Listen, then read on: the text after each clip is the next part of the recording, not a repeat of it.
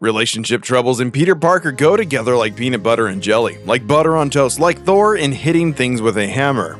It took Stan Lee and Steve Ditko all of just 4 Amazing Spider-Man issues to introduce Peter Parker to his first doomed love affair, and ever since then the wall crawler has known a never-ending slew of heartbreaks as he struggles to juggle his vigilantism and many romances. Some of these relationships showed plenty of promise, while others seemed destined to fail from the start. Turns out when you're living a secret life as a web-slinging superhero, dating isn't exactly a walk in the park.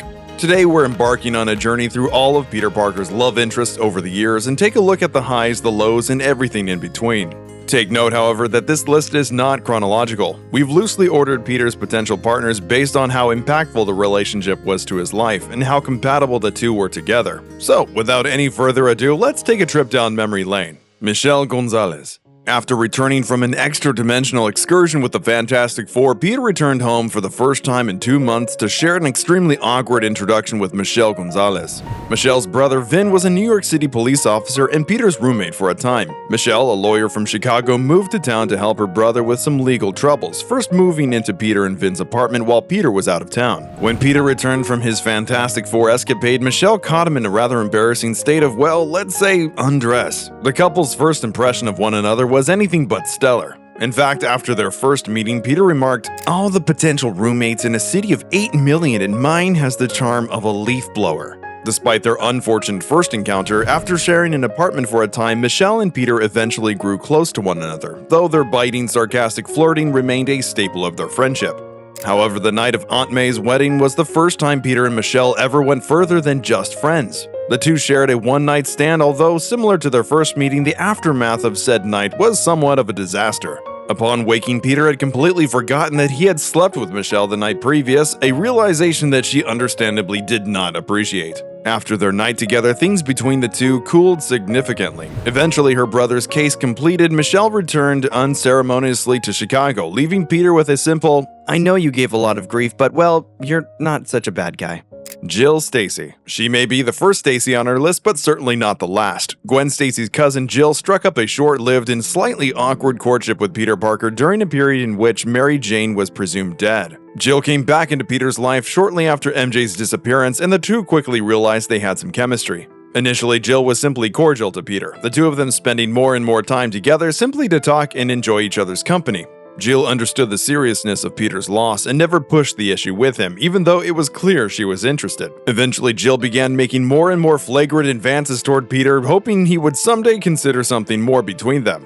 Peter, though clearly taken somewhat by Jill, narrowly refused Jill's offer shortly before MJ was found. After MJ and Peter reunited, Jill quickly disappeared from Peter's life altogether. Deborah Whitman. Peter first met Deborah Whitman during his college days at Empire State University. The two got along well and became friends, but Deborah quickly developed more intense feelings for Peter. During a romantic night together walking along the Hudson River, Deborah makes her move and kisses Peter passionately. The moments after the kiss were laden with awkwardness, however, and Peter immediately thinks to himself, "I have a feeling Debbie's gotten the wrong idea. She kissed me like she meant it, and to me, she's a nice kid, period."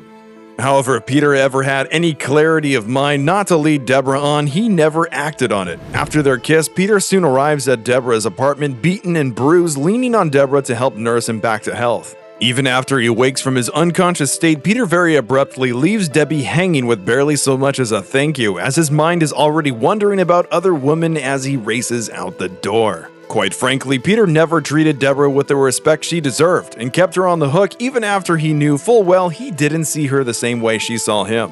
Deborah was quick to give Peter the support he needed, and Peter was quick to accept, but never once did Peter consider the consequences of his actions from Deborah's point of view. When an injured Peter next arrives at Deborah's front door, he notices that she has moved on to Biff Rifkin, who is staying over at her apartment. Peter confesses, "I can't blame Debbie.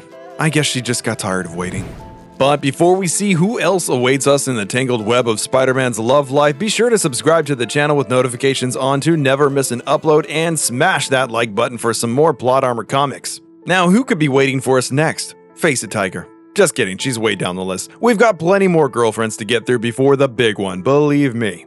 Carly Cooper.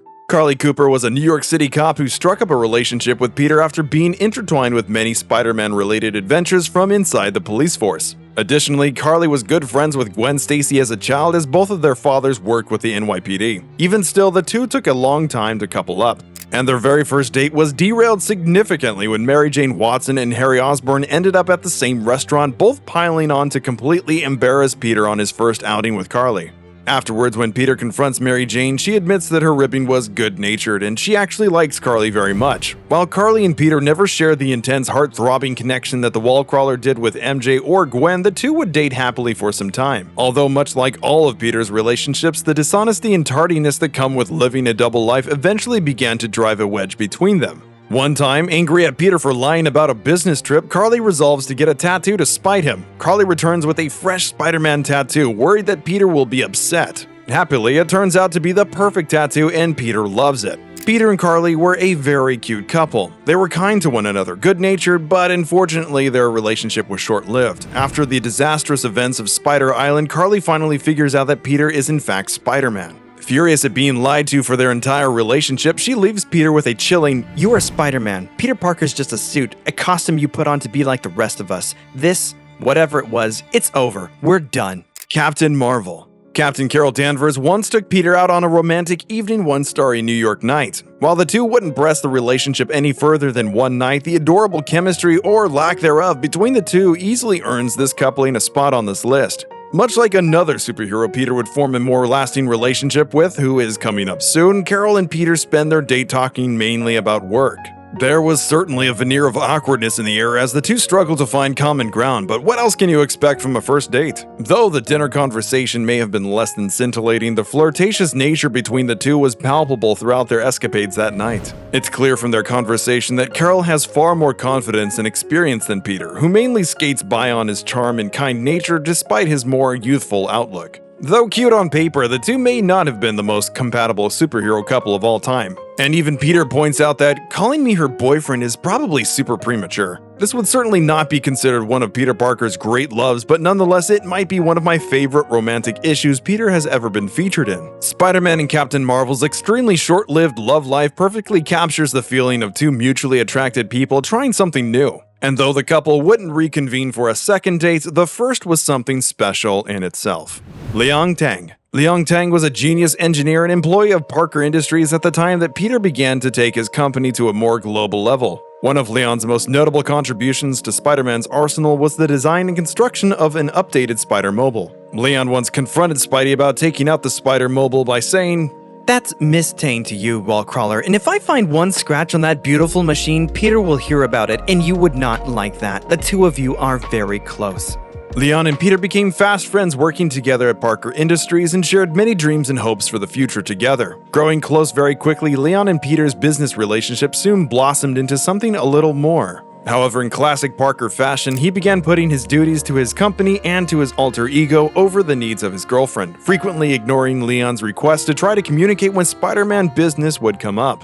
Unbeknownst to Peter, Liang's mother lay dying in the hospital. As a result of Peter's distractions, Liang, out of depression, became a mole inside of Parker Industries for the villain known as Scorpio. She offered her access to Spider-Mobile to the supervillain in return for medical assistance for her dying mother. Ordered to kill Spider-Man by Scorpio, Liang attacks Peter from the cockpit of the tank. They do battle across Parker Industry headquarters, though eventually Spider-Man talks Liang into surrendering peacefully. While Spider-Man, and by extension Peter, do forgive Liang for her transgressions, the two would never rekindle their relationship.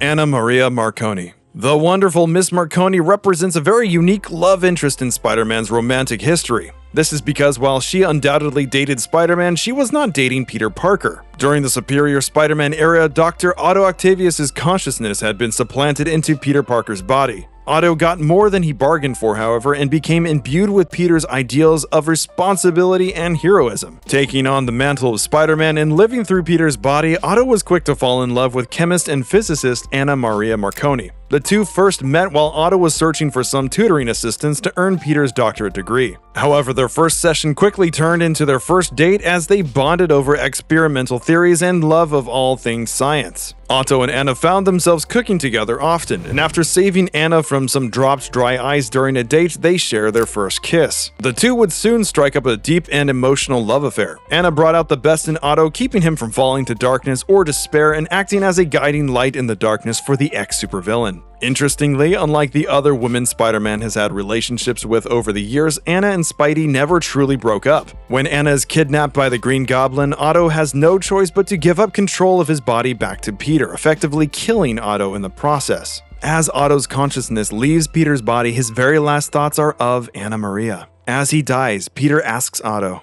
You really love her?" Otto replies, "Yes, and to save her, I must give up every part of that love." Mockingbird. Barbara Moore's codename Mockingbird is one of the most recent and successful love connections of Peter Parker's life. Coinciding with his time spent as head of Parker Industries, Peter and Barbara struck up a flirtatious friendship almost instantly after Peter and Liang Tang's friendship came to an explosive end.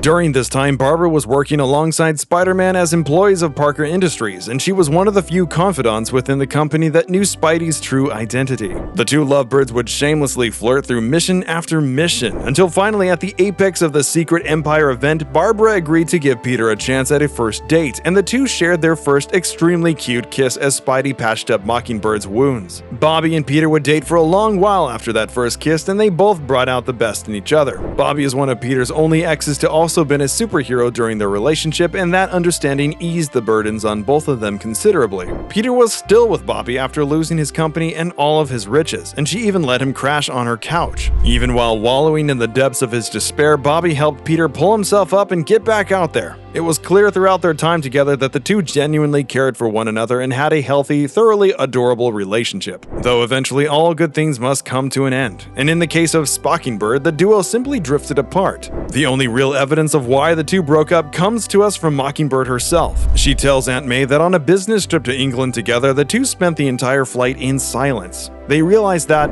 outside of work, we have absolutely nothing in common. A sadly monotonous end for a sure dazzling couple, but considering how Peter Parker's relationships have been known to end, it's just a relief that no one got hurt. Betty Brandt. Peter Parker's very first girlfriend, Betty Brandt, was a secretary at the Daily Bugle when Peter first became Spider-Man as a teenager. While their relationship would never reach the fervor pitch of some of Peter's more famous love interests, Peter would one day refer to Betty as the first girl I ever fell in love with, the first MJ. Working for the Daily Bugle as a photographer to make some money, Peter and Betty struck up a quick friendship despite their age difference. When Betty witnessed how responsibly Peter took care of Aunt May, she was impressed, and witnessing Peter's maturity laid the groundwork for a more romantic relationship to progress. Though Betty was Peter's first love, she was certainly not a particularly long-lived one. Unfortunately, Peter's trademark distraction and disregard combined with the age difference between the two did eventually lead to their split, as Betty became increasingly jealous of one of Peter's classmates, Liz Allen.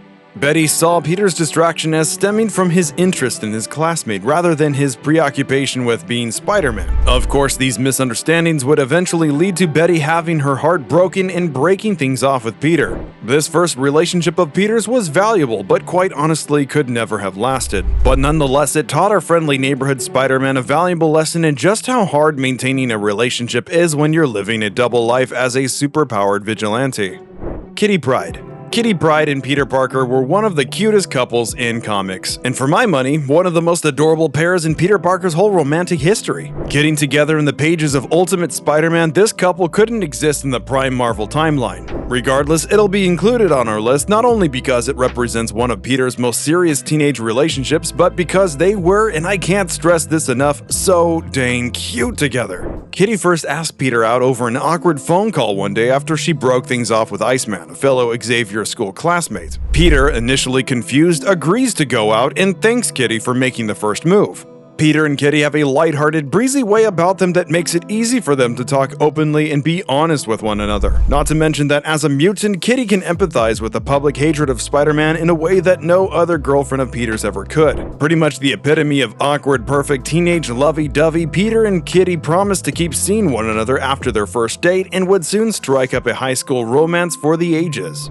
Eventually, to protect Peter's identity, Kitty would adopt her own costume and the couple would spend much of their time together fighting super crime and flirting as they went. Eventually, though, the prime love of Peter's life would inevitably win out, and upon his reconciliation with Mary Jane, Kitty sees the two kissing, which effectively ends her and Peter's relationship, though the two would still care for one another and be close friends even after their breakup.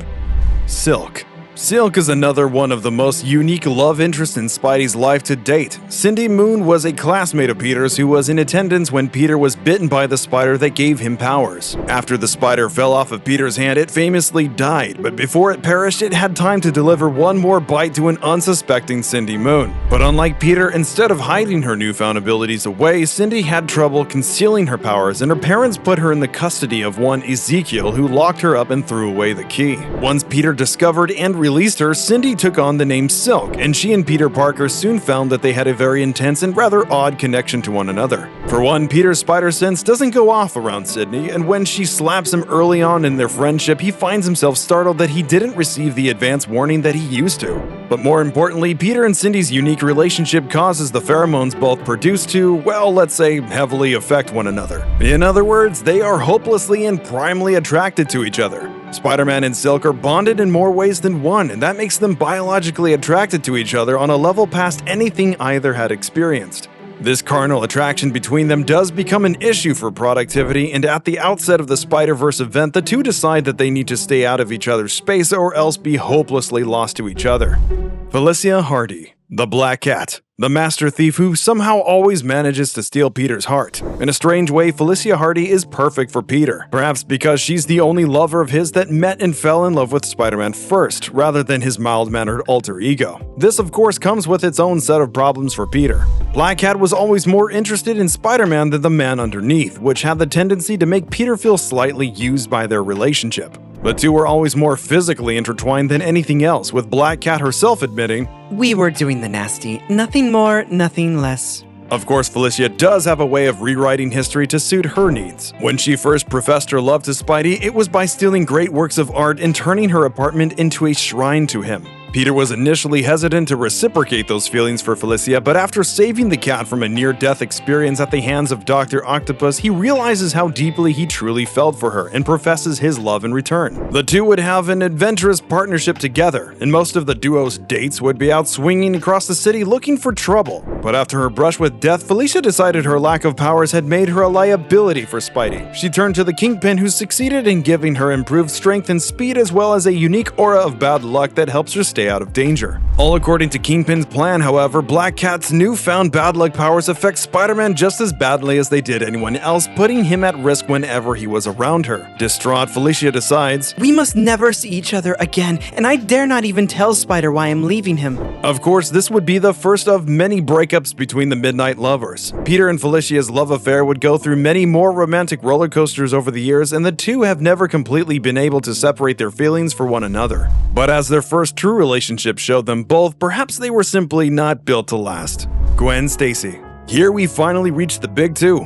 The two loves of Peter's life that have always lived in the forefront of his mind. The two women that Peter could truly have spent a lifetime with. The first, of course, is the tragic and beautiful story of Gwen Stacy. Peter first met Gwen through a mutual friend, Harry Osborn. Even before they officially met, Gwen had a hold on Peter that he couldn't shake. He remembers, "I turned back and just for a moment I saw you looking right at me. I turned into a puddle." Even though Gwen was just about as cool and stylish as they come, and Peter was, well, Peter. The two struck up a courtship quickly, and to Peter's delight, it seemed that Gwen was just as interested in him as he was in her. Though Peter and Gwen shared an obvious and deep connection, it was around this time that Peter was also introduced to another interested party, which would slightly slow he and Gwen's burgeoning relationship. Though Peter was completely taken with Gwen, his newfound powers and responsibilities as Spider-Man took over much of his life, and he found almost no time to reciprocate to Gwen his feelings for her. That is, until she took matters into her own hands. Peter and Gwen loved each other dearly, so much so that in the House of M event, it's revealed that Peter and Gwen would have eventually gotten married and had children together. However, famously, Gwen and Peter would instead share a tragic end. After being kidnapped by an enraged Green Goblin and taken to the George Washington Bridge, Spidey and the Goblin do heated battle as an unconscious Gwen lies perilously atop the column. While rushing to protect his love, Peter fails to see the Goblin aiming one last crushing blow towards Gwen, which causes her to tumble off the side. Peter reflexively shoots a web at Gwen's feet to cradle her fall, but the force of the whiplash proves too great and Gwen's neck snaps as the web goes taut. In many ways, while Uncle Ben's death was the inception point for Peter's transformation into Spider-Man, Gwen's death would prove an ever greater burden on Peter's heart and would haunt him for the rest of his days. Mary Jane Watson. And finally, dear viewer, we have come to the one, the only Mary Jane Watson, Peter Parker's one truest love for the ages. MJ was always the most confident person in the room compared to Gwen's kind, quieter demeanor. Initially, after Gwen's death, of course, Peter was in mourning for some time and couldn't dream of having another relationship. Later, Peter would remember, "I just wasn't up for that life is a party and MJ is the cake thing." But something happened that night. I think now your death was MJ's wake-up call, Gwen. I don't think Mary Jane Watson could have had a serious relationship with me until she realized how much we all lost with you gone. Eventually, Peter and MJ would strike up a close friendship until inevitably the two began to explore something more intimate. When Peter finally realized the true strength of his feelings for MJ, there was truly no turning back for him. Though MJ and Peter were now hopelessly in love, their relationship still faced many hurdles. In fact, the first time Peter ever proposed to Mary Jane, she actually turned him down. Mary Jane leaves Peter's life for a time, but when she returns, MJ admits that she had known about his secret identity and confessed that she wasn't sure she could handle his double life. Despite remaining concerns about tying each other down, the two found that they couldn't refuse their feelings for one another, and they finally agreed to get married. They would remain together as husband and wife for many, many years, having adventures together until the disastrous and infamous events of One More Day. During this now hated event, Peter is forced to choose between the death of Aunt May and his continued love for Mary Jane. In essence, he gives up his and MJ's true love in order to save the life of his aunt.